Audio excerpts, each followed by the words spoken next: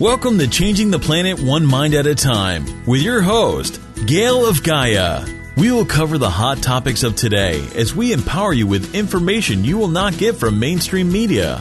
We are a volunteer program where we all speak from the heart because of passion, not a paycheck. We love this beautiful earth and the people who love this earth. We are all about what is good and what is right. We are but one race, the human race. Our spiritual practice is love and random acts of kindness. May the force be with us, and so it is. And here's your host, Gail of Gaia.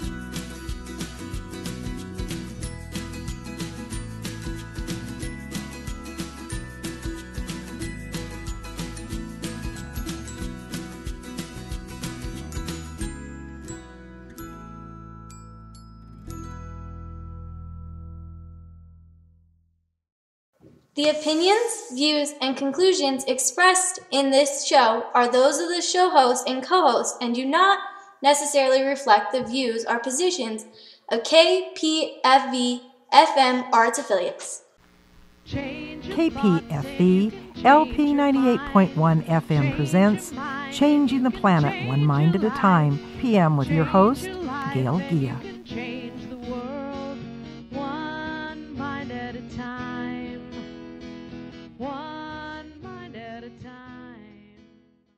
Good afternoon. This is Gail of Gaia, and we have an exciting show today. We have Dr. Glenn here, who is here on a regular basis, and a co-host.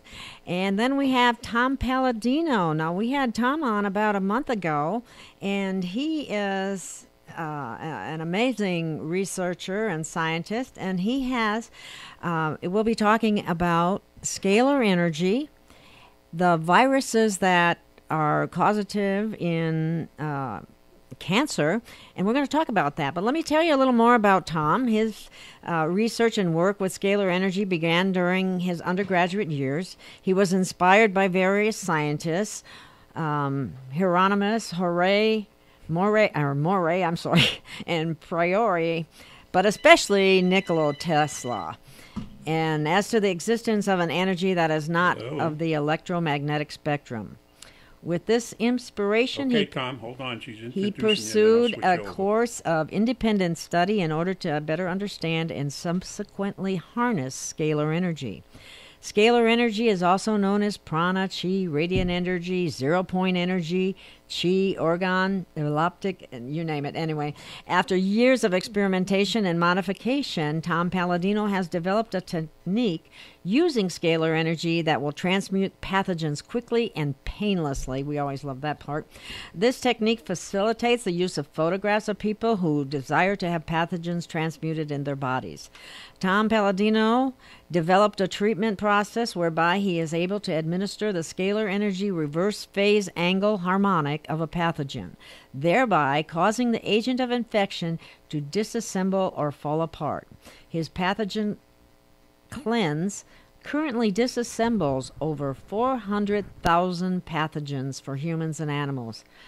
The nutrient therapy also delivers 308 essential nutrients to the cells of humans and animals. The chakra balance harmonizes the body for humans and animals. Scalar energy operates at the quantum level and is capable of disassembling pathogens such as viruses, bacteria, parasite, protozoan, amoeba, prion, thus eliminating the causative agent of disease. Once the causative agent of a pathogen disease has been eliminated, the symptoms associated with that infection decrease or disappear altogether. Now, what's really amazing about this and what we're going to talk about today is cancer and the viruses associated with cancer. And we have Tom on the line, and welcome to the show, Tom. We're so happy to have you with us. Hey, Gail. Pleasure once again to be here. Thanks so much for the invite. Oh, you're more than welcome, Tom. I love what you're doing on the planet and the healing that's going on. And I think we probably should just review the scalar energy just a little bit, just to be sure that people have a better understanding of what it actually is and God energy and that sort of thing. We also have Dr. Glenn on here today, too. He's co-hosting with me today. And he's a chiropractic practitioner in town here. And so let's see. I guess we can just take it. You can just take it away, Tom. Yeah, lay a foundation for the unaware. Thanks for the invitation to both of you. Once again, my name is Tom Paladino, and as Gail stated, I am a scalar energy researcher, and I'll make this very simple and straightforward. Scalar energy is different than that of electricity. It's not electricity. It's a different type of energy. It's not of the electromagnetic spectrum.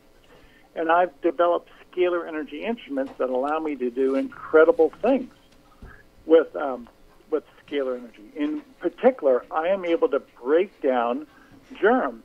Scalar energy allows me to break apart a virus. It allows me to break apart a bacterium. So if I can break apart a virus, essentially I can cure people of viral disease, and that's what I've established, and that's my statement to you today. So this offers great promise for mankind. As you well realize, thousands of diseases are caused by germs, by pathogens. And now we have the easy, effective, simple method to break apart a virus, to break apart a bacterium or a parasite, rid it from the body, eradicate it from the body, and hence you no longer will have those symptoms, or at least the symptoms of that disease will abate significantly. So this is a milestone as far as I'm concerned for medical science. And I thank our host for once again allowing me to speak and to present my groundbreaking research. Now, I was just going to ask him. People ask me if I bring this up. They ask, well, oh, you mean a Rife machine? I said, no, a Rife machine is more radio wave. Can you expand on that at all? Sure. Royal Rife was a genius, a good man. Mm-hmm. And from what I understand of Rife instruments, they work with electricity within the electromagnetic spectrum. Correct. I don't think Rife ever worked with scalar energy. Again, I'm working with a different dimension. It's known as scalar energy or zero-point energy. It is not electrical in nature. Right. And hence, I believe that scalar energy affords greater control over a germ, a pathogen, than that of the electromagnetic spectrum. So Rife and his followers, again, I commend all of them. Bravo. But I'm working with an instrument that is unique. I don't work with Rife instruments. Right. Per se. Yeah, Rife was more of a radio frequency, so you're right, it was on the electromagnetic spectrum, and he had to know the frequency of the organism that he was going to. It's a resonant frequency setup, where they hit the resonant frequency and just shatter the... So as I understand it, yours is more on a DNA level. That's correct. That's correct. What I understand of scalar energy is, and what I've observed in my laboratory, it actually is instructional. It actually serves to instruct molecular bonds, atomic bonds, to form. Now, if you can assemble an atomic structure, you have an atom. If you can assemble a molecular structure, you have the end product is a geometry of a molecule. Well, plainly stated, scalar energy is that instruction, that informational input for all molecules, all atoms. And what I've discovered with my instrument is that when I work with it in a reverse polarity capacity, I am able to deconstruct, if you will, atoms, deconstruct molecules. Now, in particular, if I can deconstruct, disassemble the molecular bonds of a virus, a bacterium, a parasite, that virus, that bacterium, that parasite ceases to exist. You've actually changed the chemical bonds, and it ceases to exist as an infectious agent. And that's what I really love about my work. There's no side effect, and I can cut to the chase. I can break down the molecular structure of a germ, and I could cure somebody of that infection. I see that as such great potential, Tom, in so many areas, and we were going to concentrate a little bit on the area of viruses that are associated with cancer today, and like the human papillomavirus, which is related to cervical cancer. Now, what amazes me is they want to inject vaccines into infants for this particular cancer, which is absolutely crazy, but anyway... have you worked with different, I mean, if you can stop or disassemble the virus, then that can actually stop the cancer from taking off. Is that correct? I would say there's merit to that, yes. To answer your question, yes. And I've worked with many women, per se, with the human papillomavirus. And my statement is, yes, my instrument can break down, can disassemble the human papillomavirus. Well, what does that mean? Well, if you're suffering from cervical cancer, there's probably a probability of, say, 95, 96% that your cervical cancer was caused by the human papillomavirus. So, and with my work in mind, my work is preventative, then, of the human papillomavirus.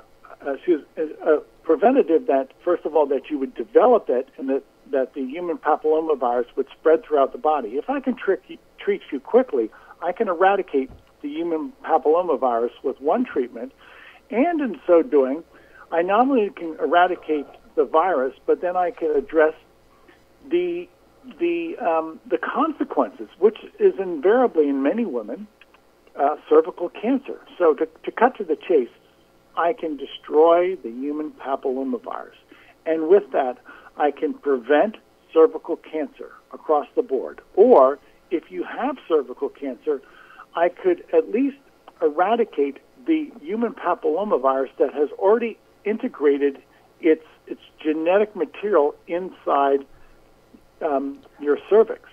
It's important to realize that viruses integrate their genetic material inside human tissue, and that's what causes the cancer.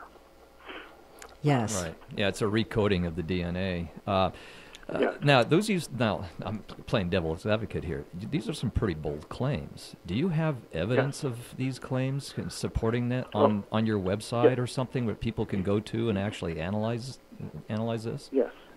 Yes, I do. I have what's known as diagnostic test. What I'm going to strongly suggest is a specific diagnostic test known as a polymerase chain reaction test. And a polymerase chain reaction test is probably considered by the medical community as the gold standard. That is, a PCR test, or a polymerase chain reaction test, will allow us to detect the genetic material of a pathogen. Well, for instance, I've been working with people with HIV infection, and after we destroy the HIV virus, we have people submit to a polymerase chain reaction test. Again, this is a genetic test. Some people call it a DNA test. It is essentially a test that will look for a nucleotide sequence, some type of DNA or RNA fragment of a virus. Well, invariably, after I treat people for the human papillomavirus or HIV infection, etc., some people will submit to a PCR test.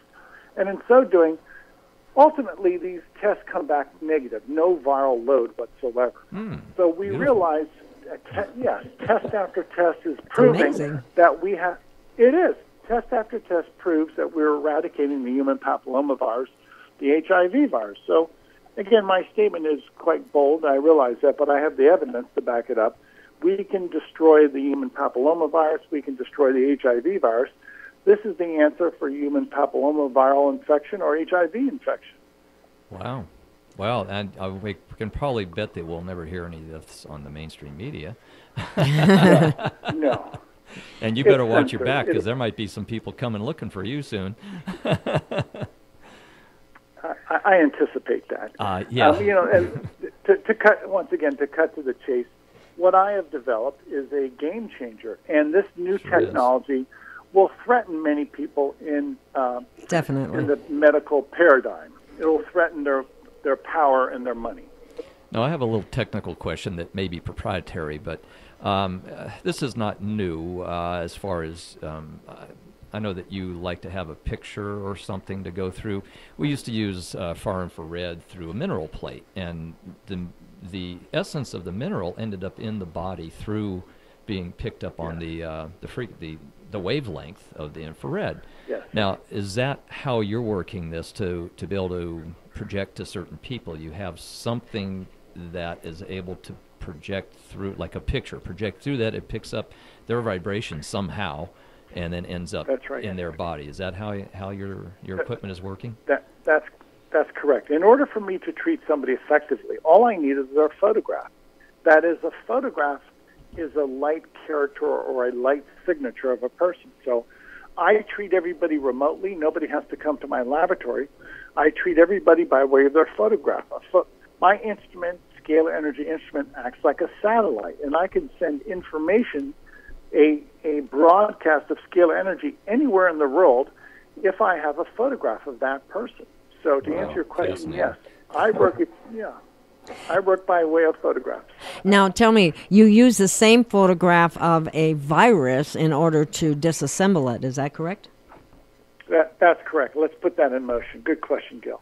Let's say somebody had the herpes virus. Well, how do I instruct my instrument to destroy the herpes virus? It's very simple. I actually take a magnified photograph of the herpes virus, and I place a magnified photograph of the herpes virus inside my instrument. My instrument then will interpret, will scan, will decode the molecular structure, the genetic structure of herpes. And with that, I simply reverse the polarity after we have interpreted the genetic structure of herpes. I reverse the polarity, and that reversal of polarity brings the herpes virus to a state of confusion or chaos. So we literally disassemble the molecular bonds that are holding together the genetic material of the herpes virus. It's that simple. Wow. That's amazing. I keep saying that's amazing, but it is amazing. And to think that this can be done with a number of viruses is absolutely phenomenal. Now, we have a number of other viruses that are related to cancers. Perhaps we should talk about some of them, like the Cytomegalovirus. That one is pretty... I hear a lot of people having brain tumors. Yes, that's correct.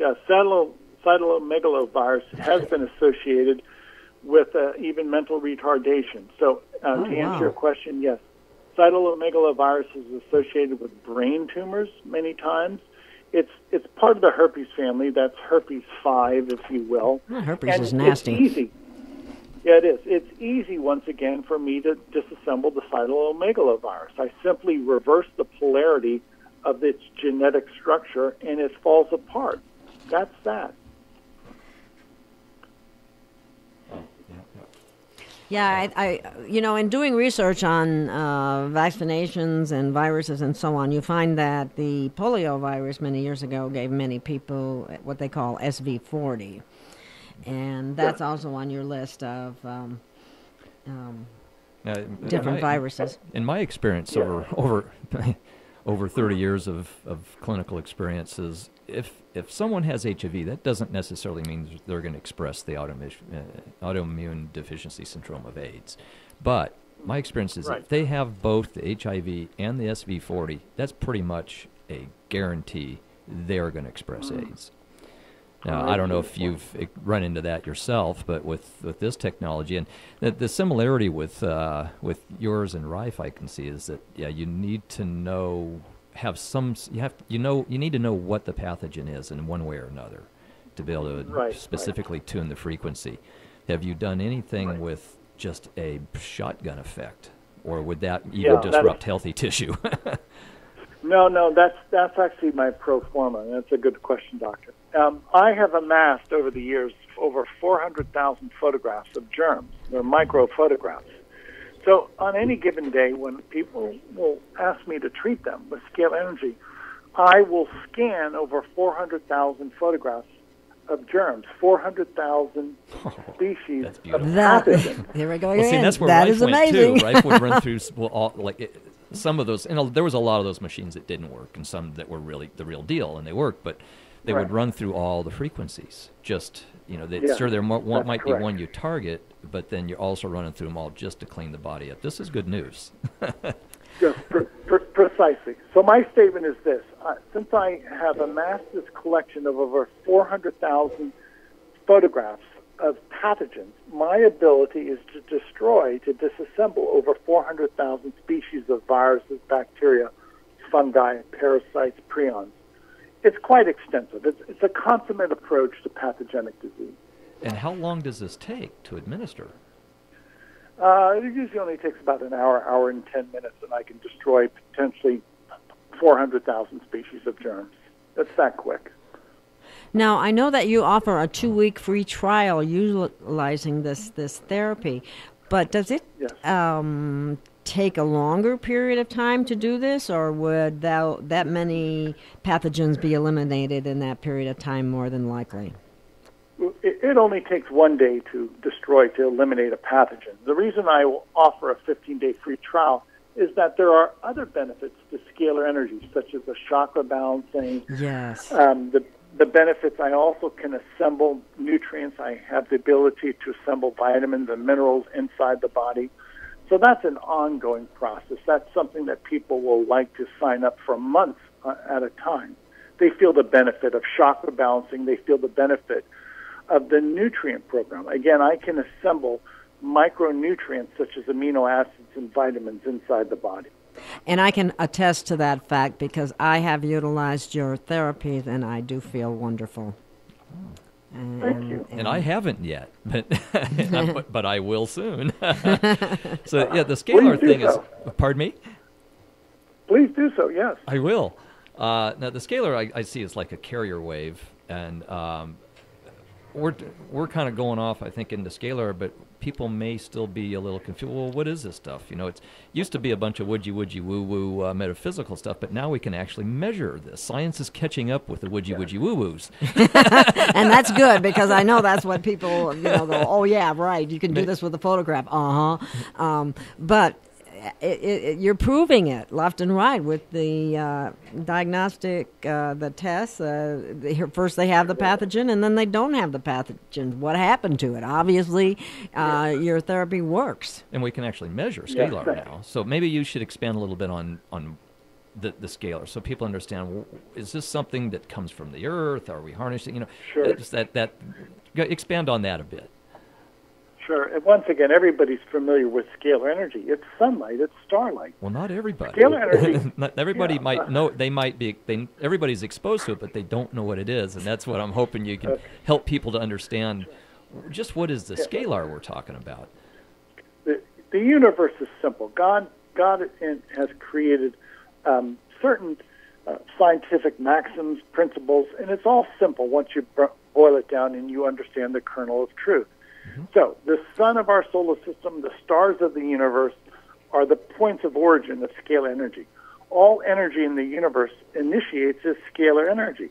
And thereafter, scalar energy will degrade into an imperfect form, such as electricity and magnetism. So to answer that question, scalar energy is the initial energy of the stars, of the sun. It's the perfect energy of the universe. And as such, if I were to describe it, it looks like a double helix. No surprise to me. No surprise to me. But that's why I was digging. I wanted you to bring that sort of thing up. Sure. It looks like two corkscrews side by side, intertwined. So it's not a waveform. It's a scalar energy forms a double helix, and it is unique. It is not electrical in nature. Well, the beauty of scalar energy that we have discovered, I have discovered, other researchers have discovered, there's no attenuation, there's no weakening of its signal. It never weakens over time or distance. So this really is an eternal form of light. Mm-hmm. So you can basically jumpstart the body with this scalar energy. Is that overstated or not? Well, not the really? DNA is a double helix. No, that's correct. The deeper we dig in science, the more we come into these spirals and helixes. So that's... Now, I was listening to one of your past shows, and you were explaining something about a connection with the Ark of the Covenant, I believe, and something about in-phase and out-phase with your scalar energies. Could you go into that in a little greater detail? Sure. I firmly believe that Moses possessed the Ark of the Covenant. That's in the Bible. And I believe that the Ark of the Covenant was a scalar energy instrument. Wow. And this is why Moses can do incredible things with the Ark of the Covenant. It was a different form of energy. It's an eternal energy. Well, an eternal energy really draws reference to an eternal God. So I believe the Ark of the Covenant mentioned in the Old Testament was a scalar energy device. And the reason why it was so peculiar, and to this day we can't quite understand the Ark of the Covenant and what it could do and some of the features of the Ark of the Covenant, is because we understand energy in terms of electromagnetic energy, which is fine. It's a true energy form, but it's not scalar. So when we look at the Ark of the Covenant, we have to understand that was scalar energy, and the cause and effect, the results of using that energy are unlike anything that we've ever seen. Why? Because modern-day man only understands electricity and the results therefrom electricity. We don't understand what the scalar energy dimension can provide. We're just touching it. Yeah, I think we're...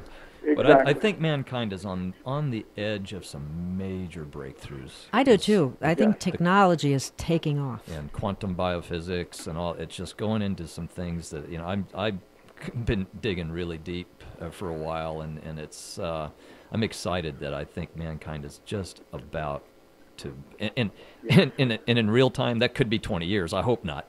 But, I think we're right on the edge, on the precipice of a major breakthrough in knowledge. Well, I'm looking for the anti-aging aspect. That's what I'm looking for, because I don't, Aren't we all? We don't want this to take too long. But anyway, light energy is not subject to human subjective data. Could you expand on that a little bit? Sure. When I'm working with scalar energy and the instruments that I've developed, what I'm so keen about is this. It is an objective approach. Now, whether it's a good day or a bad day, the energy works. In other words, I can guarantee that I can break apart the herpes virus, because I'm working with a primal force in nature. And this is what energy allows us to do, to have control over nature. So my process is, if you will, devoid of any human interaction or any need for human ingenuity, or for that matter, it is not subject to human error. When you're working with energy, it's fundamental.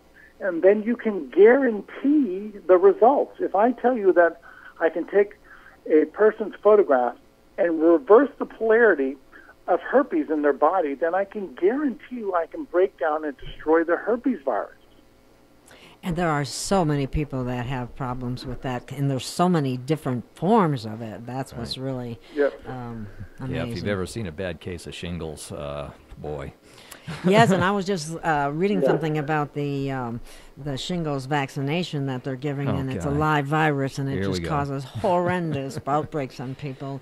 And here we have a simple technique that someone can utilize with your scalar energy healing tools that are just amazing, and we really want to get the word out, and that's why I'm more than happy to have you on as many times as necessary to get this out. That just popped a question into my head, and we may need to go to break here, but if we do, let's leave it for after the break. But being that we're getting so loaded with vaccines now, so many people are going in for their flu shots, and these poor kids are getting stacked up.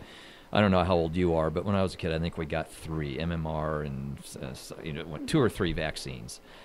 Now they're loaded up so bad. Can you counteract those viruses and attenuate that? They say, they're attenuated viruses. Well, why are they creating so many problems? But also, there's brain damage from the heavy metals and the other toxins that are in it. Sure. Can Scalar actually help to recode our DNA and bring us back from damaged tissue? Are we at that? Yes. Are we close to that yet? We're getting close to that. I'll answer your questions as such. There are various pathogens that are included in vaccines, and if those pathogens are within my scope, that is, if that's part of the 400,000 species of germs that I can destroy, then yes, I can destroy a virus or a bacterium that has been placed inside the human body, either by natural transmission or by a vaccination. Next, can I eventually hope that in the future scalar energy will reprogram our genome? Yes. I believe our DNA, all DNA is programmed initially by scalar energy. So once we really have a mastery and control over scalar energy, we should be able to reprogram our DNA, which is essentially we can correct genetic disease at that time. Yes, are you familiar with Ken Rolla? He does. He works. Okay, cool. He works with scalar energy too. And one of the things that he said that I was interesting. I'd just like to hear your take on this as too. And that is like DNA is actually an antenna to our genetic code, which is in the quantum field. Yes. Do you agree with that? Which runs on scalar. Yes. Okay. DNA That is so cool. is literally a standing wave of scalar energy. If we look at our DNA, that is created and maintained by scalar energy. So if we look at any genetic structure, the underpinnings of it, the very cause of it, is scalar energy. That is so cool. That's why I think we're so close. We're close to something big here. Mankind is really close to something big. It's exciting. It really is.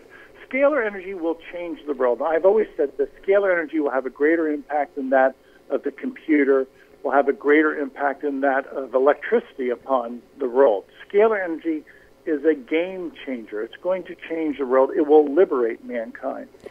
I believe that, and I know Ken believes that, and I know you believe that, and I thank God that we have men like you that have looked into this and know this and how to harness it. And it is time for us to take a quick break, and I thank you so much, Tom, and we'll be right back with you in a couple minutes.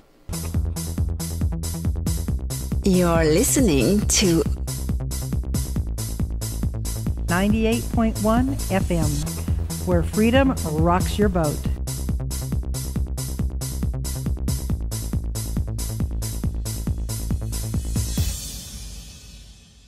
Good afternoon. We're back, and we have Tom Paladino online, and we were discussing some interesting things, and let's take off with Tesla.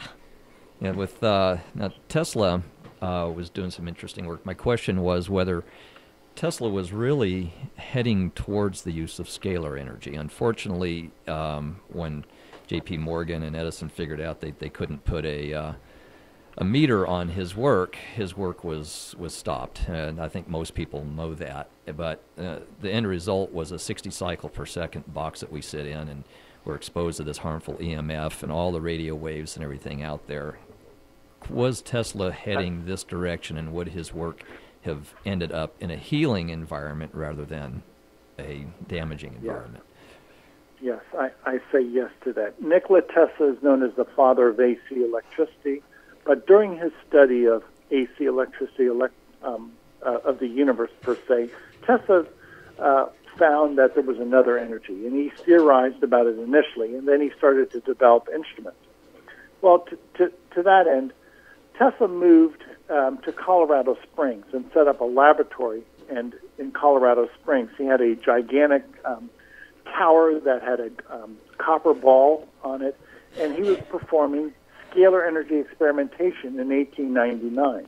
And the phenomenon that he witnessed was unlike any other phenomenon that he had ever seen up until that point. So Tesla knew that he was working with scalar energy that behaved differently, once again, than that of electricity. And hence, the result, the effect, is a scalar energy environment, scalar energy consequences, not electrical consequences. So moving forward, Tesla then moved back to New York City, and he set up another scalar energy tower in Wardenclyffe, which is on Long Island Sound. And J.P. Morgan was interested in the project, but J.P. Morgan finally became conversant with this energy to the point that he understood Tesla had found an infinite supply of energy, and that was something against. Yeah. Yes, that was something against J.P. Morgan's desire for money and power. And essentially, J.P. Morgan and the Rothschilds, moving forward, no longer supported Tesla. They realized that this infinite supply of energy would have meant the end to their monopoly. Their empire. And they this burned man, his clinic. They burned his clinic in Colorado with all his research inside. this man's heart was in the right. right place too. That just is Correct. so upsetting. Tesla was a good man. But after the Illuminati understood what Tesla was up to, that Tesla was about to introduce a different form of energy, again, that is infinite in supply, Well, there goes the monopoly. If you have something that is infinite in supply and anybody can access, you no longer have an energy cartel. And that's what J.P. Morgan did not want. He wanted to perpetuate the energy cartel. Well, that's kind of sickening, but I guess it is what it is. Yeah. Hopefully we can bring it forward in this day and age and not have to deal with the same kind of problems. Yeah, I'm kind of a Tesla fan myself, but I haven't gotten into the technical aspects like you have. I've always wanted to expand into the work that he was actually doing. I knew he had something that nobody hears about, and it sounds like you've sort of waded into the middle of it. Yes, well, I have. That's correct. And it's so amazing because it's such a way that brings healing forward without making people sick. For example, when somebody is diagnosed with cancer, what happens? They tell them they need this chemo and they better have it right away, and which is poison to the entire body. Or we got to have surgery and they get it done and they say we got it all, and that doesn't happen. Or they do radiation, which actually increases the risk of more cancer. And all of these therapies tend to make the stem cells of the cancer even stronger, and making it come back eventually with a vengeance. So I welcome this type of healing, and anything we can do to try to bring this forward, I'm all in favor of. Thank you. Just to think, it's just amazing. Yeah, you kind of got us both sort of dumbfounded. I am. It is. It's so cool. Some of the things that. Go ahead. Let me underscore something. I'm a private researcher. I'm not connected to any foundation, any type of government agency. Obviously, big business doesn't want to have anything to do with me. No, I bet. Yes, thank you. I'm calling out to the people. This is a grassroots effort. I need the help of people. This is going to be the people and only the people who will bring this to the attention of the world. There is no structure behind me. Academia is not interested. The government is against us. And there are powerful people in high places that don't want this. So what's my point? The people. I need help from the people. This is a grassroots effort. So if this resonates with you, please contact me. Let's work together. Mm-hmm. I was just going to say that with information like this, you need to get this disseminated as broadly as possible, because there are very, for lack of, very nefarious groups of people or individuals that would seek to stop this sort of thing. And the only way you can protect yourself is to have it out enough that they just can't kill everybody. There, I said the word. Right. I agree. Well, I agree. Just as an example, too, comparing what you're doing versus what a study was done by doctors in 2004, there's a 2.1% survival rate with chemo. And most patients are dead in 5 years with chemo and radiation.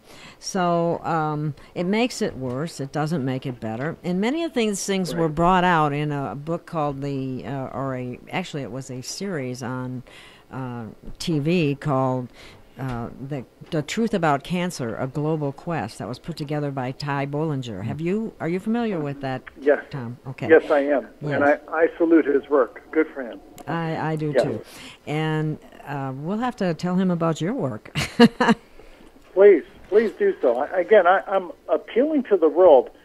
I never thought it'd be so difficult for me to introduce the cure for herpes, the cure for HIV infection. But for what it is, my work is suppressed. And you think that this would be embraced by the government and big business around the world? Just the contrary. It's suppressed.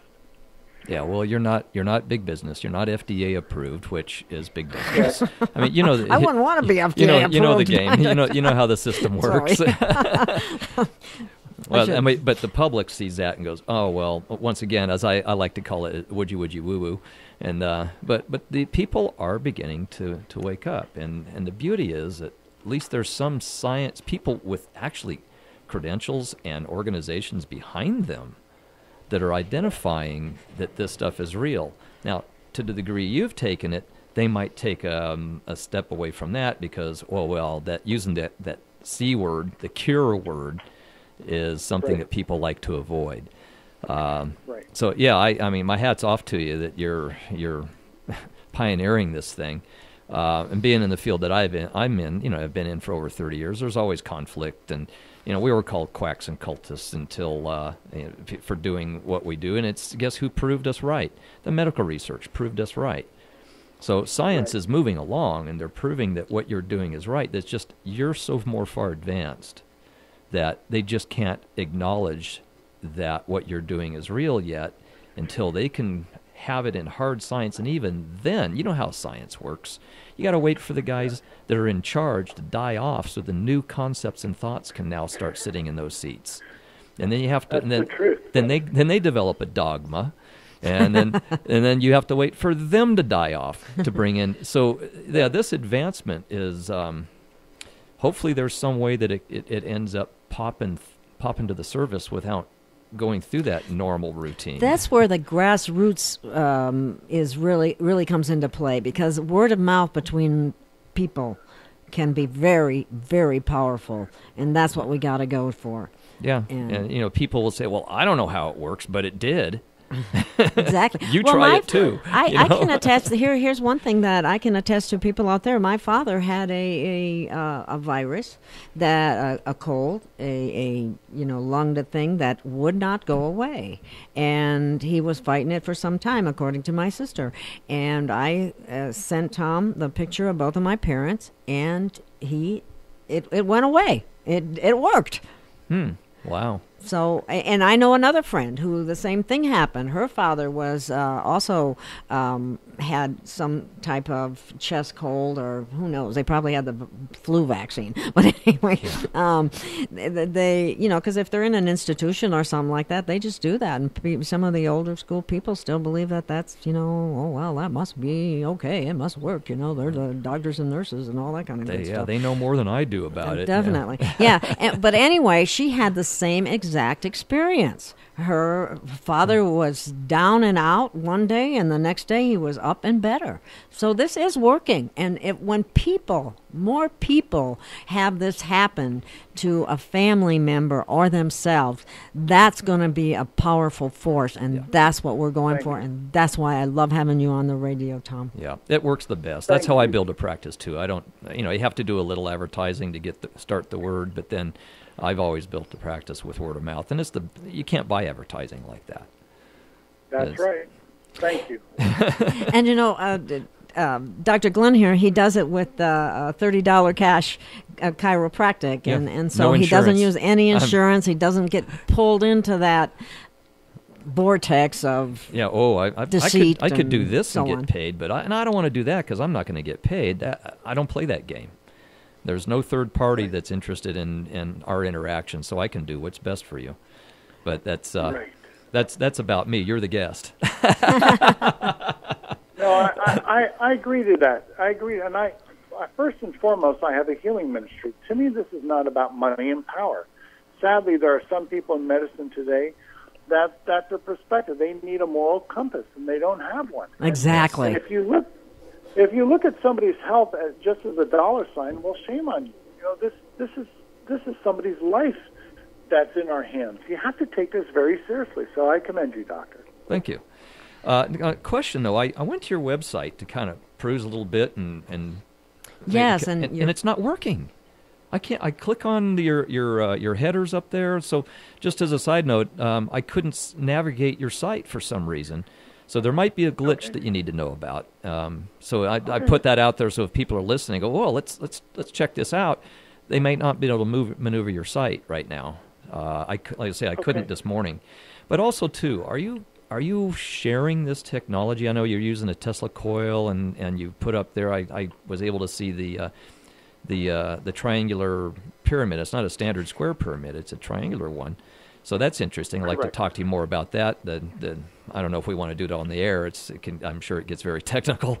But are you sharing plans or anything on how to build these things? I am not. And Okay.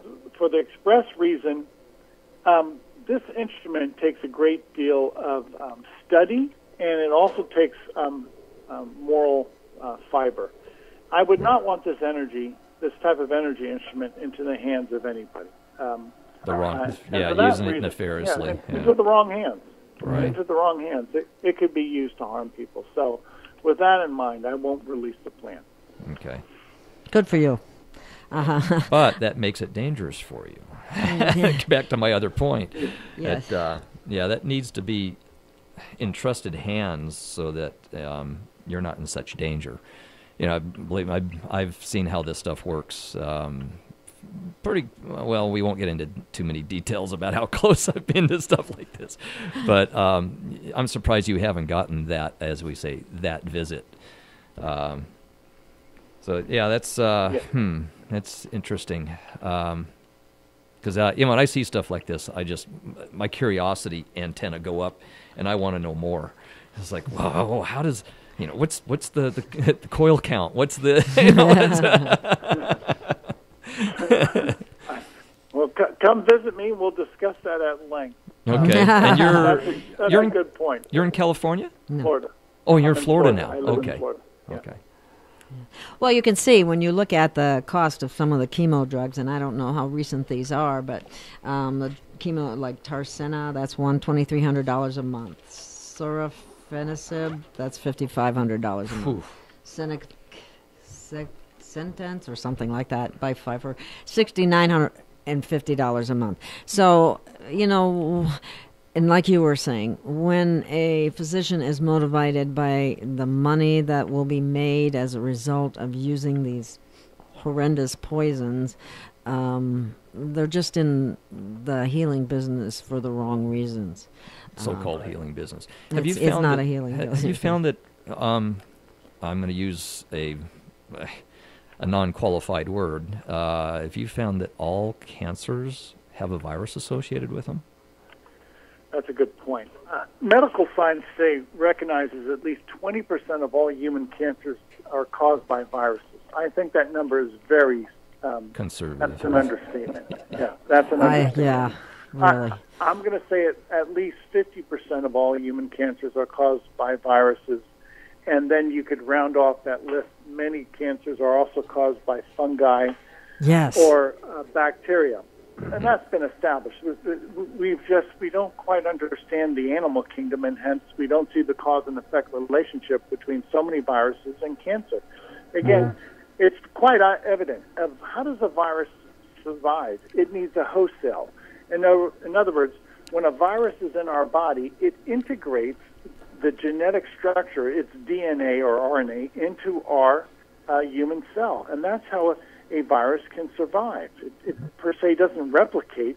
It needs a host like us. And it seems to proliferate greatly in an acidic environment. So that's another factor that seems to come into play, because most people are more acidic than what they ideally should be. And that's curious. Or do you know if most viruses and, pathogenic funguses and bacteria, it's been my impression that most of them are all positively charged, which would be acidic. Yes. I think there's great merit to that. As we know, many people have said that an acidic environment will abet cancer. And with that, I think we can find many people who have an acidic constitution are more susceptible to cancer or different forms of neoplastic tissue, etc. I mentioned something to Gail this earlier that she says, "Oh, you should say that on the air." I akin these things to like pirates, and they've come and taken over your ship, and now they're going to use your ship to go take more. That's how a virus works, with the ship being your cells. So they captivate a cell, and then they replicate themselves, and they go get more ships, and pretty soon the pirates run your body. Yes, and they seem to do very well in that acidic sea. Yeah, exactly. Yeah, they're swimming in an acidic sea. There, that's even more. That's better. I have to write that down. Viruses need a host in order to replicate. In other words, they can't not survive outside of a person, a plant, or an animal. So any viral replication involves our cells, in this case, human cells. And that's the real rub here, and that's what you have to understand. Once we have a virus in us, and many people think viruses are benign, I don't think so. Because a virus, any virus, in order to survive, needs a human host. And in other words, once again, you have to consider the integration of its genetic material into our human cell. That's the beginning of cancer, period. Well, one of the things that I remember reading a long time ago was when, I think it was Wardoff or something like that, about a cancer can't survive well in an oxygenated environment. And when you're alkalinized, you hold more oxygen than you do when you're acidic. It's a negative and so charge. All these factors come into play here. But still, the beauty of the scalar energy is it kills those pathogens. And speaking of disassembles them. Speaking Maybe of that's a better way. charges, what, and I know this is kind of a reach of a question. I hope I can phrase it properly. Are you able to measure some sort of a physical effect in the form of charges in a scalar environment? My guess would be if it was measurable in that respect, there would be a negative charge or negative ion environment when it comes to scalar. Because, can you expand on that at all? Is that some place that science has ever gone and measured? To date, I've not developed a means to measure scalar energy because, again, it's not of the electromagnetic dimension. Now, I hope to be able to do that in the future. I do recognize that scalar energy has a polarity. There's an in-phase polarity and a reverse polarity, which only makes sense. You either have order or you have chaos.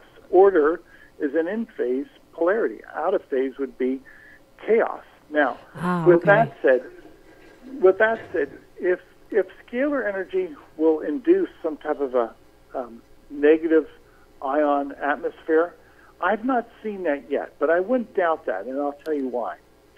I've noticed any lightning strike is really scalar energy derived. That is, every lightning strike we ever see initiates as scalar energy, and then scalar energy degrades into electricity and magnetism. So when we see an electrical storm, a lightning storm, that really is a scalar energy storm.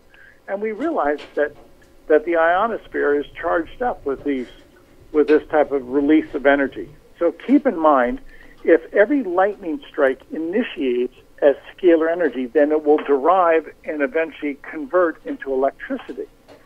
And we realize that after an electrical storm, we see a certain type of charge in the air. And some people say that they smell ozone, or some people say that's clean, fresh smell, actually. A lot of negatively charged oxygen ions. Exactly. I'm sure you've seen the volcanic lightning. That would explain a lot. Yeah. There's a tremendous amount of scalar energy coming up out of the center of the Earth. And then you've got the differential between what's in the sky and that, and then we get an electrical lightning. Well, what's interesting about that too, that carrying on in this electrical aspect of it too, the Hertz value of the body is when a person has cancer is like 42, and the normal is around 78. So something's going on there that's affecting that when the cancer is taken over.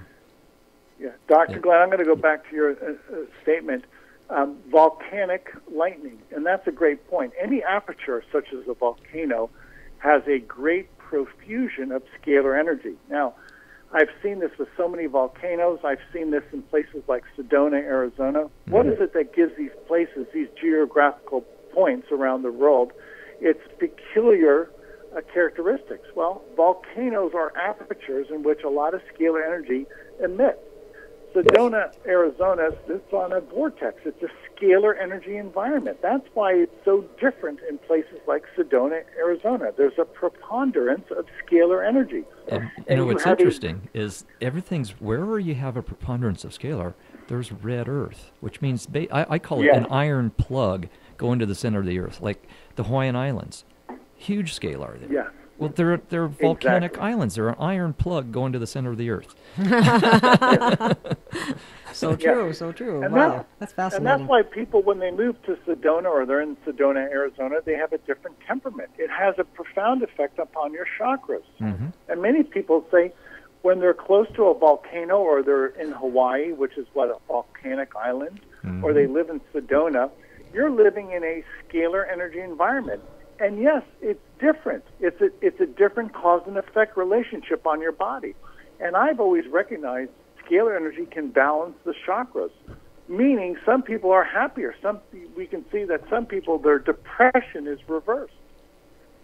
Wow. Sure. So it could actually work on depression then because of the balancing of the chakras, value of this energy. Yeah.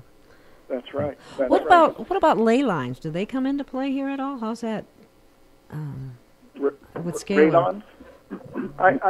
I've not been able to demonstrate that, but I'm sure scalar energy has a profound effect on everything.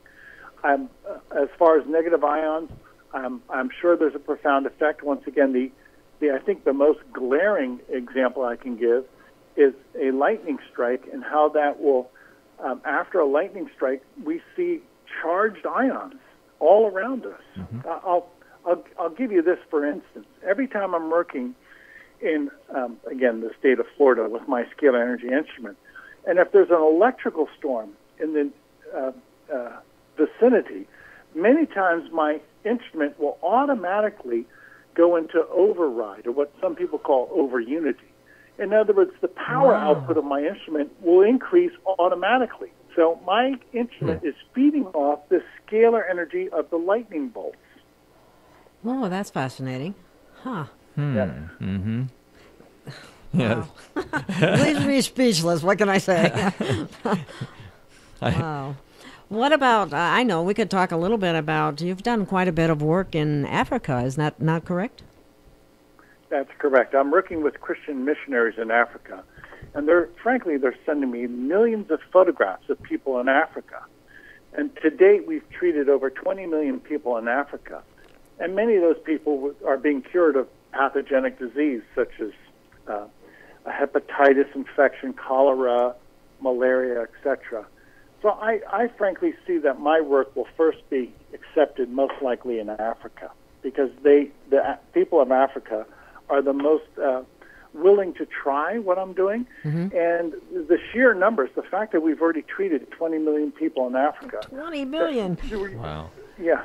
They're simple people, but they see, like, they're more grassroots. They see the results. They see when Bill Gates shows up with a bunch of vaccines, everybody gets sick and dies. And what the work you're doing, people are getting better. Well, they don't need to know the science. There's Sometimes those that's people. Been a trap, you know. Yeah. They don't question it. Right. Exactly. They don't question it. They're not incredulous. So I'll make that statement once again. We've already treated 20 million people in Africa. We're having great results.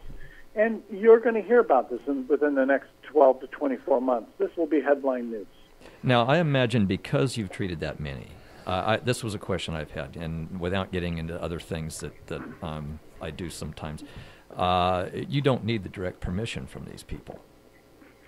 Well, to the contrary, we do ask, and I have probably 200 volunteers in Africa who go from town to town, village to village, wow. and they take photographs. And sometimes they'll go to a religious meeting where there's 1,000 people. So in one photograph, we could photograph sometimes 1,000 people by a photograph and treat 1,000 people. So with that in mind, yes, it's a phenomenon. I realize it's a phenomenon that's hard to believe, but we've already treated 20 million people in Africa. Yeah. It's taken us 2 years, but the word has now gotten out. Yes, it makes sense to me because I've studied this stuff so much. But why I ask certain questions that I ask, I'm trying to put it in a format that people who maybe aren't familiar with this might, it might pique their interest and say, "Oh, I get it now." Yeah. So good. So you do need permission, because there's certain work that I do, and I feel that I need to have permission before I do something like that. Yeah, So, I think that's only proper. Yeah. Okay. That's a form of remote healing. Correct. Yeah. And the Reiki masters do that, don't they? To some extent. That's a good question. Reiki is probably harnessing some form of scalar. Yeah. Interesting. Well, okay, I got one for you, Tom. Is scalar energy the cause of gravity? Yes. Very good point. Good point. Now we finally can understand the universe. You cannot understand gravity exclusively by way of electromagnetic energy. It is scalar energy that produces gravity. Whoa. And the reason why we have permutations in gravity is because you have permutations in scalar energy. Scalar energy is not static. It fluctuates. And we see fluctuations of gravity because we see fluctuations of scalar energy. Scalar energy is the cause of gravity. Wow. In other words, well, that opens up a whole other area of study. That's a whole can of worms, doesn't it? Yeah, thanks a lot. Now you're going to have me digging down another rabbit hole. It's endless. Yeah, it's true. It's endless. Well, we got to open up those rabbit holes and dig down there and find out what's really going on. Because it's my understanding that some of our... The Newtonian concept of gravity, that is a relationship of two bodies of mass, and those two bodies of mass act upon one another, that's entirely false. That Newtonian concept of gravity is false. It's wrong. Gravity is caused by scalar energy. It's not the relationship of two bodies of mass. Well, thank you for that information. Yeah, I would like to expand on that further, but it might be a little too much for this venue right now. So one of the things I'd like you to do, Tom, is to give us the website that people can go to, and the information concerning your... Sure. I'll provide my phone number first. If anybody would like to speak to me and you'd like to be part of this healing ministry, call me. My number is area code 805-364-3051. Now, Gail has asked me to offer the free treatments, and I'm going to do that now. We have a website dedicated to 15 days of free scalar energy treatment. So write this down. The website is creativestrength.us. Just as it sounds, Creative Strength, CREATIVE, Strength, STRENGTH, creativestrength.us. Visit that website. Simply upload your photograph. That's all I need is a photograph of your skin, and then email us your photograph. That's all it takes. That's how we treat people, by way of an emailed photograph. And we will treat you for free for 15 days, and you will be essentially germ-free after we treat you, and you should feel the difference. You will feel better by virtue of these treatments. Don't even have to have a picture of the face or anything, just any photo of skin. Now, I'm thinking of someone in particular who has had an unexplainable, and it's been to all kinds of Eastern doctors. The only person that's helping her is a pretty crazy Chinese herbalist doctor, but she had a whole wing of a hospital built for her in China before there was a regime change, and they put her in a pig farm. But that's a whole different. That's a whole other story. But it appeared to me to be a variation of some sort of an unresolved herpes virus. She had the chicken pox twice, this person. So it looks like it's a bad case of zoster, but it's on the hands. Now it's really under control, but it occurs in the armpits sometimes too. Oh. And this has been the direction I've been going with it, but nobody has any answers. So I'd like to send you a picture of that one. I'll check with her and make sure it's okay. And it's a picture of her hand when it was at its worst. Maybe would that be a good thing to do, or just a picture of the skin when it's in good shape? That's all I need. Okay. That's all I need. A photograph of the hand, a photograph of the face, the elbow, doesn't matter. Just wherever it's erupted. Some photograph of your skin. Okay. We are going over time, and I don't want to do that without your permission, Tom. Is that okay, or do you need to go? We'll talk, yeah. No, we'll talk. That's fine. It's okay. Sure. Okay. Wow, good. I just wanted to point that out and make sure that it was okay with you. People know reason I was asking, because some people may not want to upload a picture of their face to you, but all they got to do is take a picture of their hand or their chest or their foot, whatever, send it to you, right? Well, I've seen pictures. I don't know if you've seen his pictures of psoriasis. He's cured that as well. Or, shall I say cured? It just magically it disappeared. Shall I put it that way?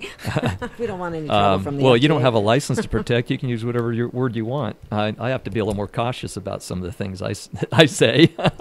Yeah. Although I'm not a medical doctor, so I don't have to be as cautious, but there are certain things I need to be careful of. So you have an 805 area code. You used to be in the Ventura County area. Yeah, that's right. I used to live in Santa Maria, California. Now I live in Florida. I still have somewhat of a office, if you will, a quiet office in California. But for the most part, most of my research is conducted here in Florida. I like living in Florida. Florida's nice. I lived in the panhandle of Florida for a while, and I like Florida. And one of the beauties of that environment, too, is the produce that you can get. Yeah, that's why I like Hawaii. Oh, I love Hawaii. I could live there real easy. But I also like Hawaii because of the Scalar. Years ago, just a quick story. Years ago, I wasn't as learned in this area as before, but it was definitely sensitive to this sort of thing. And went on the Nepali Coast tour. Now there's only they don't do it in the little Zodiac boats and stuff anymore. So it was a pretty wild ride. But my fiance and I were walking into this area where the royal burial grounds were. She's sensitive to this stuff. Till we looked at each other and go, "Whoa, do you feel that?" Well, there's no mistake that the ancient Hawaiians chose that area for the royal burial grounds. It's a huge scalar vortex. I had a GPS on, and it was tracking. And I realized as we're about to leave, I should put a waypoint on the GPS so I know where this spot was. And the screen was all blue, and I finally figured out by scanning higher and higher, it had me way out in the middle of the ocean. And I had the tracking, the dotted line where it tracked. You could see the closer we got, the more that line deflected and went out into the ocean. And then as we left, it started coming back from the ocean back to the shore where we were once we got out of that heavy vortex. Mm-hmm. And I just looked at it, whoa, and I showed one of the boat guys. He says, "Oh yeah, show Joe so-and-so, the captain." He goes, "Oh, there's all kinds of weird stuff happens out here." Right. So I know what it is now. It's Scalar. Sure, I'll speak to that point. Anytime I bring my computer close to my scalar energy instrument, my computer goes haywire because it's a different force field. And a computer can only function in an electromagnetic environment. Right. If you introduce a different informational system to a computer, a scalar energy informational system, it goes haywire. It just doesn't recognize scalar energy. So that's what happened to your GPS unit. You were in a scalar energy force field. There's a preponderance, once again, of scalar energy in many of the Hawaiian Islands, are also around volcanoes. And many of our GPS units cannot function. They cannot recognize a signal from a scalar environment. Wow. Well, see, I understand it now. At the time, as I say, I've always been sensitive to that sort of thing, but I couldn't have explained it in a scientific way like you did. I could now, but back then it was like, wow, I knew there was something wild about this spot. But yeah, all the Hawaiian Islands are all volcanic. What's that? Sure. Well, imagine what we're saying here. There's two energies in the universe, and sadly, modern-day man only recognizes electromagnetic energy, electricity, and magnetism. It's as if to say that we've lost sight of half of the energy of the universe. This is how backwards we are. There's two spectrums. There's two energies. Modern-day science only recognizes electricity and magnetism. Right. So once we understand and incorporate scalar energy, then and only then will we understand the universe. You cannot explain the universe without scalar energy. Our definition of the universe, our understanding of the universe will always be curtailed until we include scalar energy. That's profound and true. And maybe that's why I have the feeling that we're on the precipice of something big about things to are happen. opening up. They really are. People are waking up. Things are being disclosed that were never disclosed and when before. we learn to use this energy, then it's like, okay, there's too many miracles for people to deny. They see it right in front of them. Mm-hmm. Then even if they don't understand it, at least they recognize it. And with enough of you're familiar with the 100th monkey thing. Yeah, and eventually we reached that 100th monkey. Yes. And it seems like we should have reached it already, but it does, doesn't it? Yeah. I don't know. We just got some that are a little bit slow to catch up, but they'll get there. Everybody in their own time, I guess. But we just want to give them a little boost. But anyway, what was that? There was something else I wanted to bring up that's kind of interesting. Oh, I know. I think to make this concept a little easier for people to grasp is if you think in terms of the cell phone. Now, I can be all the way across the ocean, and I still can communicate with somebody on a cell phone. And the scalar energy thing is the same, because people have this idea that, well, how can you do this with this? Well, isn't that on a similar principle, Tom? Of course. Let's look at our world. We have satellites, and those satellites bring us communications, whether it's with cell phones or radio or TV. If we didn't have satellites, we essentially would not have our modern-day society. Well, that's what I'm working with. I'm working with a scalar energy satellite. And if you can receive images on your TV, or you can conduct a conversation on your cell phone with somebody halfway around the world, all of that is made possible by satellite, by transponders, etc. Well, that's what my scalar energy instrument is. Consider it to be a scalar energy satellite. And this is why I can send a signal. I can work with scalar energy, and in so doing, I can access anybody in the world. Well, if you can access anybody in the world by way of a radio station or a satellite or a cell phone, well, likewise, I can access you by way of my scalar energy instrument. That, once again, works like a radio station or works like a satellite. But I'm sure it functions differently than, say, ham or something that bounces off the stratosphere and all. It works by a different mechanism. It's not electromagnetic. That's correct. Can you correct. explain that mechanism to Sure. without getting into a 4-day seminar? Sure. I'll make it very simple. Thank you. I appreciate that. Our audience likes simple, don't you all? I'd appreciate the expanded explanation, but the non-physic type. When you look at the scalar energy paradigm, the universe really is a hologram, and everything's interconnected. The universe is a hologram. So with that said, we can easily access anything in a scalar energy dimension because the connection pre-exists. Everything is a holographic entity. It's a holographic paradigm. There is no distance in a scalar energy environment. So when I'm working with scalar energy, some people call that the matrix or the hand of God or the ether, quantum entanglement of the... Yes, the quantum entanglement of the universe. That's true and accurate. Everything is connected. It's pre-connected. So we don't have to worry about if a signal will get there. Frankly, it's instantaneous communication. That's what scalar energy affords, instantaneous communication. So we can have connection to anybody, anywhere in the universe with scalar energy. That ties into how we're learning the body works as well. They were thinking that the nerves worked like electricity and wires, and then we knew, well, it's not electricity, it's electrical, because there's charges of the minerals on the sodium potassium pump of the nerve, and blah blah blah blah blah. But I think where they're starting to lean towards is exactly what you're talking about. There's an instantaneous communication. There's a circadian clock on, basically, it must be tied in with the telomeres of our DNA, and the ones in your feet are at a different timing than the master one in your head. And how is it that stays working together in a constant state, instantaneously. One thing happens one way, one place, and it's not like electricity has to travel down the nerve. It's like you push a ball through one end of a hose and another one pops out the other end. It's just instantaneous.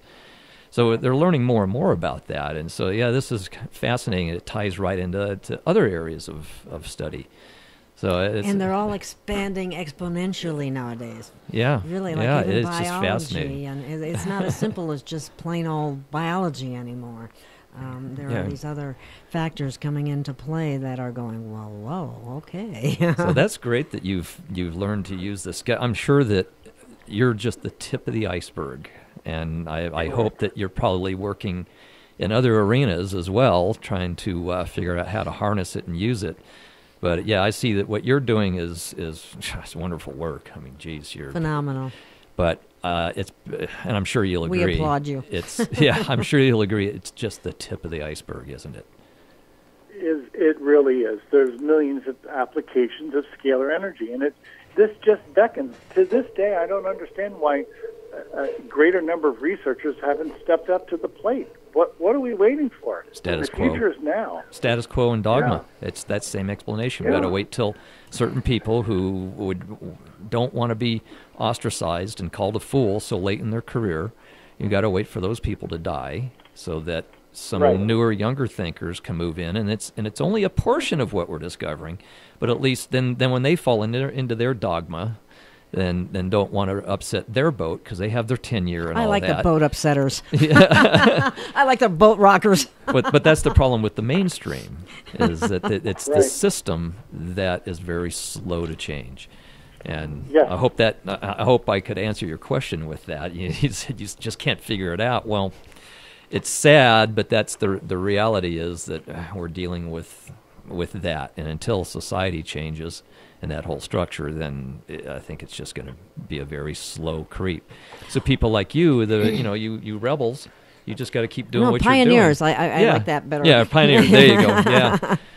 Yeah, just see yourself as a pioneer and do your good work. Move forward. You're helping, obviously, millions of people. Yes. We're not just talking a couple hundred or so, but millions of people, and that is absolutely phenomenal. Yeah, I have to learn more. I may make a trip to Florida. I would like take me with you. I want to go. That would be. This is the launching pad. What we've discussed during this hour. This is just the beginning. You cannot stop this movement. This will grow exponentially. It will spread like wildfire. That's one of the prophecies the Blessed Mother gave me. It will spread like wildfire, and it's starting to. You cannot stop it. Oh, that gives me goosebumps. That's a good sign. Yes. I agree with you, Tom. I see, even though the old paradigm was it'll take 20 years, everybody's got to die off, that kind of thing. And, and I see that, and I but I think because people are waking up, that may change. And that's going to change, and that's going to move it forward much faster. And I got to believe that anyway. And there are some people, some professors, such as Gerald Pollack at University of Washington and his discoveries in water, the fourth phase, and all. There are some people that aren't afraid of being ostracized, maybe because they are so highly esteemed that whatever they say, people go, well, that sounds a little crazy, but, well, he said it. It must be some validity to it. Yeah. So fortunately, it may break sooner than. But in today's world, that paradigm is we've got the shifting. Dogma. Yeah. We like to say it's shifting, and hopefully it's shifting. Yeah, and and seeing these people who are stepping out of the normal and having science to back it up. That's the cool thing is, you chip away a little at a time. How do you move a mountain? One spoonful at a time. And I think that's happening in science. There's been enough of a foundation that now that spoon is getting bigger even, and they're starting to move things faster. Well, so it's just like some encouragement. even in the vaccination realm, okay, I used to get so annoyed with doctors that didn't look at the research, didn't look at the data. I mean, that's your responsibility, I think. And the ones that are coming forward and say, whoa, wait a minute, I'm not going to do that anymore. Right. And that's the way it should be, and that's how things change. And sometimes they uncover science that they don't even realize undermines their entire dogma that they've been preaching for so long. Well, I know. And you know what? It takes a big man to be able to say, or a woman, to be able to go, whoa, I guess I was wrong all this time. That's not too cool. I guess I'm not going to stay on this path. So just like my profession, right. like I say, we used to be quacks and cultists. Well, guess who proved us wrong? Primarily the medical profession did. Their research did it. So so hopefully we're almost there, and then your work won't be so as I say, well, would you woo woo. That's cute. Okay, let's see. Is there anything else that you can think of, Tom, that we'd like to bring forward in this presentation? Well, no, I think we've touched upon the main points. I think what we really want to underscore now, if this makes sense to you, join us. This is a movement. We're about to change the world with this new technology. This is God's gift to mankind, and I ask everybody, please get involved with us. Participate. If you want to do something to help the world, by golly, it's this. We can cure millions of people of pathogenic disease. I need help. If this resonates with you, call me. My phone number, area code 805-364-3051. Once again, I am one man. I cannot do this single-handedly, so I am soliciting your help and your inclusion in this enterprise is warranted. It's needed.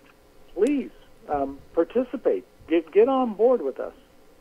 I'm on board, Tom. I'll do whatever I can. I'm just one little person too, but or little woman, I should say. I don't like to use the word person, but anyway. It's just having a thought. It's too bad. We really need permission, because you could go to places where there's gatherings and just take a picture and say, "Here you go, Tom. Have at it." But my opinion in that is, if you don't have their permission, in one way or another, that they're aware of it, then it becomes something of a violation of their energy.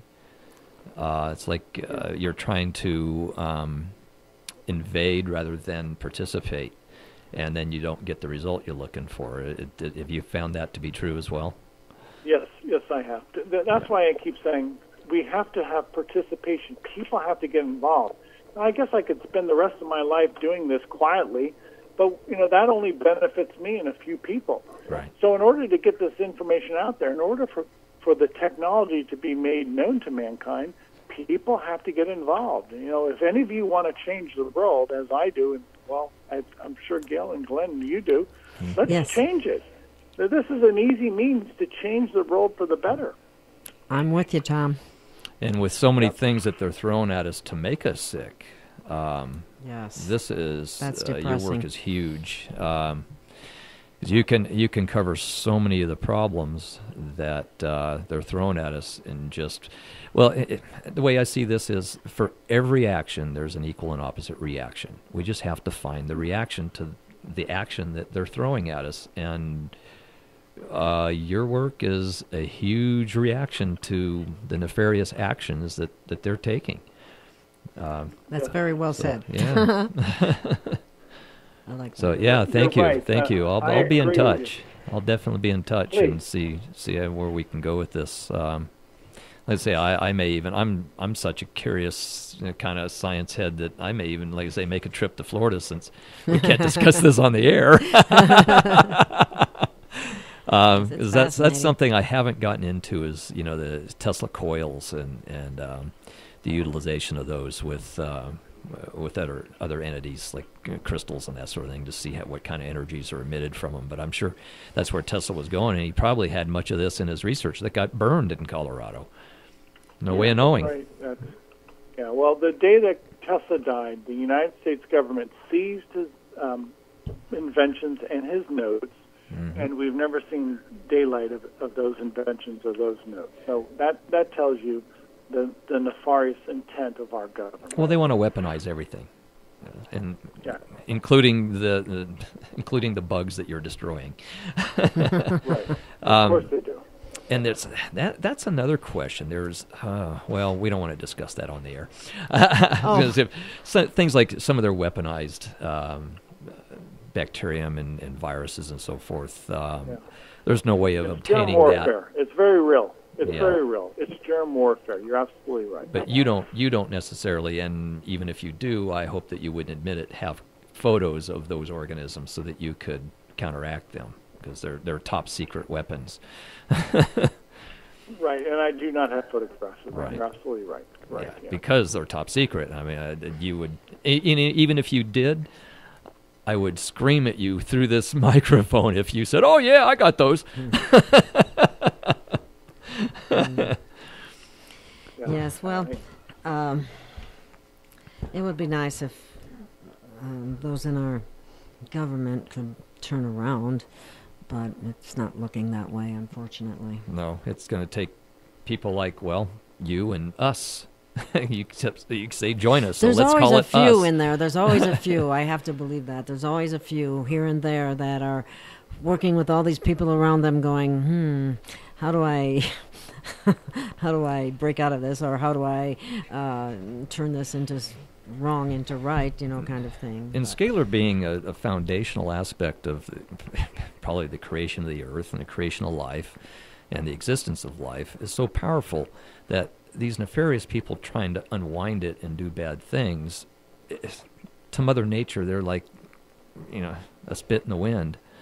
So we just need to harness Mother Nature, and I think that it won't be real difficult. God energy, which scalar really is, and for their protection as well as bringing this kind of thing forward and not allowing the nefarious forces to beat us down. yeah, they don't need them. They've been winning for too long. We need to turn things around a bit. Turn the tide, yes. We're going to do that. Scalar energy is going to make their paradigm obsolete. We're going to take it to them. And we are. And we will, It's a game changer. Okay, one last time. Let's have your website and your phone number one last time, and we'll wrap it up. Okay, my phone number, area code 805-364-3051. And if you want to sign up for the free treatments, we're offering 15 days of free treatments. The website is Scalar. It's a Scalar Energy website. It's creativestrength.us. That is 15 days of free scalar energy treatments. Anybody in the world. The website is www.creativestrength.us. Just as the name sounds, CREATIVE, strength, STRENGTH.us. Creativestrength.us. Simply upload your photograph, some photograph of your skin. I'll treat you for 15 days. You will be germ-free. You will be pathogen-free. And you'll feel better. Let us prove it to you. It works. Yeah. And you don't even have to identify. The person doesn't even have to say, "Oh, well, I'm suffering with this or I'm suffering with that," because you're going to hit them all. Yeah, I see pictures of nursing home people all together. All you got to do is get their permission. Yeah. Do you want to say over the air what your pricing schedule's like, or is it be best to go onto the website and do that? Okay. We can't do that on the air. That they visit the website. I want to thank both of you for stepping out with me and for being courageous and for being forward-thinking. Thank you both. Doctor, thank you, Gail. Bravo, both of you. Thank you. Same to you, Tom. Back at you. Thank you, Tom. Thank you. This was a great show. Thank you so much. God bless everybody. Thank you. Thank you. You too. And thank you, audience, for listening, and we'll see you back next week, I hope. This is Gail of Gaia signing out. And Dr. Glenn. You're listening to 98.1 FM, KPFB LP, Pahrumps Freedom Radio.